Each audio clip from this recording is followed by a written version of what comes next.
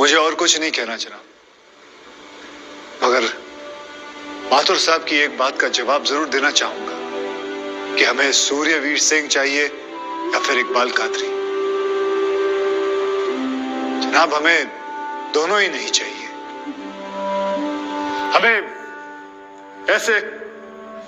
ऐसे कादरी नहीं चाहिए जो बेगुनाह लोगों को मारना जिहाद समझते हैं, लेकिन हमें ऐसे सूर्यवीर सिंह भी नहीं चाहिए जो पैसों के लिए एक मिलिटेंट को छोड़ देते हैं और किसी बेकसूर की जान ले लेते हैं। मैं हिम्मती बहादुर पुलिस वालों को सलाम ठोकता हूं, झुककर सजदा करता हूं, लेकिन जिसके हाथ किसी बेकसूर के खून से रंगे हों, उसे मैं वही कहूंगा जो वो है, कातिल। और ऐसे राक्षसों से बच के रहिएगा माथुर साहब। किसी ने 25-30 लाख ज्यादा दे दिए तो क्या पता अगला इत्तेफाक आपके साथ हो जाए।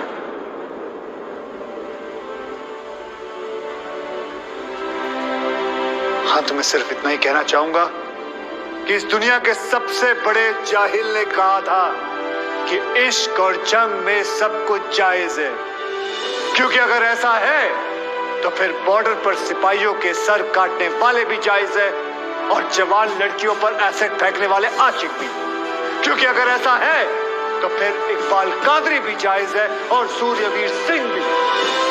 अब आप ही तय करें जनाब कि ये दोनों जायज है या फिर दोनों नाजायज।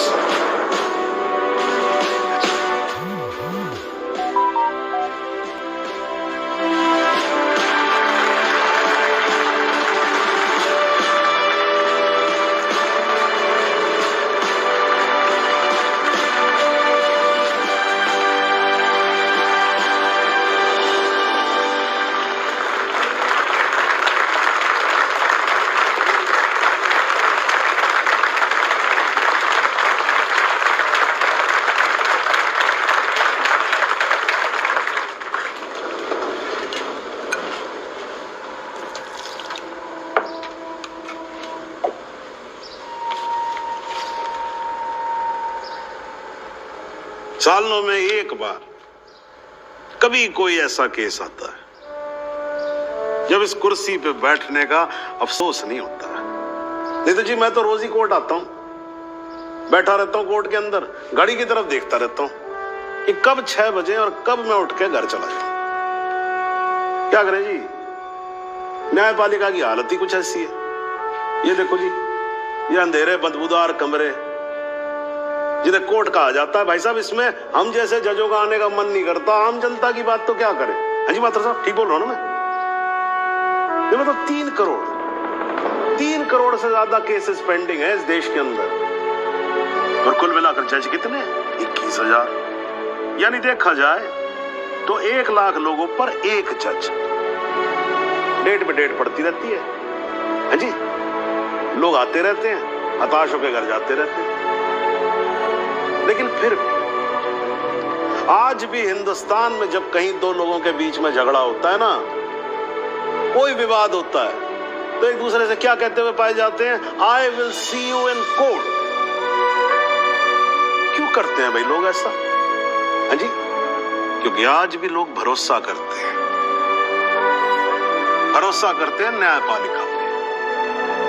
उनको भरोसा होता है कि अगर सरकार उनकी बात नहीं सुनेगी, प्रशासन उनकी बात नहीं सुनेगा, पुलिस उनकी बात नहीं सुनेगी, तो कोर्ट सुनेगी उनकी बात, सुनेगी और न्याय देगी।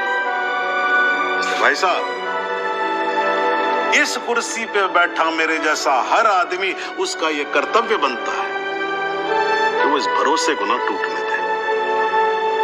इस कोर्ट में पेश किए गए सभी गवाह और एविडेंसेस, एक बात तो एकदम साफ हो जाती है कि 13 अगस्त को गोमती नदी के पुल पे जो भी हुआ वो अचानक होने वाला एनकाउंटर नहीं था, बल्कि एक सोची समझी साजिश के तहत की जाने वाली हत्या थी।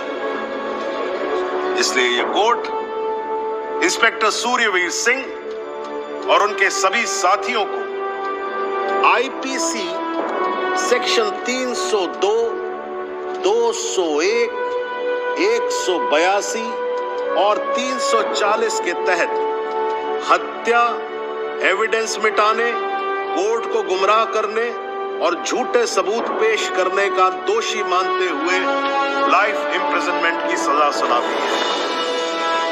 और ये कोर्ट शहीद कांस्टेबल बलदेव सिंह भदौरिया के पुत्र राम कुमार भदौरिया को तुरंत रिहा करने का आदेश भी देती है।